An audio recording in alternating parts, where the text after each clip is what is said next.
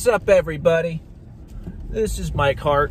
So I wanted to clear up some misconceptions a lot of people have about masculine and feminine energy. So when I talk about this stuff, I don't mean it in terms of manliness versus womanliness. They're words used to describe the concept. It's a concept that's gone back for millennia. I mean, every culture has had the concept of masculine versus feminine energy, and it's independent from men and women. So it's just happens to be the words we use to describe it. So a lot of guys, when they hear me talking about masculine energy, they think instantly, they're thinking, you know, really macho construction worker who's into guns and trucks and you know, tits and stuff like that.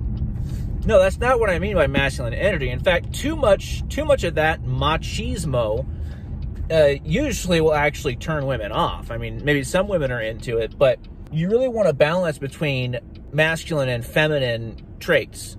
And so when I say that women want masculine energy, or they crave masculine energy, or they're pre-wired to be drawn to it, I don't mean 100% masculine. 100% masculine is going to turn anyone off. It's going to be too much. So you want to balance. And what I mean by this, when women are attracted to it, they're attracted to a balance that's greater than 50%. That's somewhere in there between 50 and 100. So most of the time when guys are having issues with women, it's because they're below 50. So most women, they want to be in their feminine. This is how they're designed. Like on a date, you'll hear a lot of women nowadays complaining that men don't lead on dates. I can't even tell you how many women I have heard say this exact same thing, that they wish a guy would have a date completely planned out and take her on an adventure so she can just sit back and relax and enjoy it. Look hot and enjoy the adventure. She doesn't want to have to make those decisions. She doesn't want to have to. That's what women are looking for in a guy subconsciously, is a guy who's decisive and can take action. And so when I talk about masculine traits that women are attracted to, I don't mean like machismo. I don't mean like being macho and tough, and which can play a part, but I mean goals and ambition and passion and drive and motivation. So just having goals or some sort of passion, it really gives you most of what you need. So pickup artists, for example, basically they teach you how to act as if you have these traits of a high value man. You don't actually have the traits. They teach you to pretend, which is one of the reasons I disagree with it. You're tricking people, basically. This is not who you are. So the best way to do it is actually to become that man. The pickup artists are pretending to actually become that guy. So that guy automatically acts in attractive ways without even trying. So I'll give you an example. Let's say a guy who has 20 beautiful women in his DMs. And like very beautiful. Like, what's he gonna do if one of them gets mad at him and stops talking to him for a few days? He's not even gonna notice, actually, to be honest with you. He's not even gonna notice. He'll be like, oh well, she'll come back, which they always do.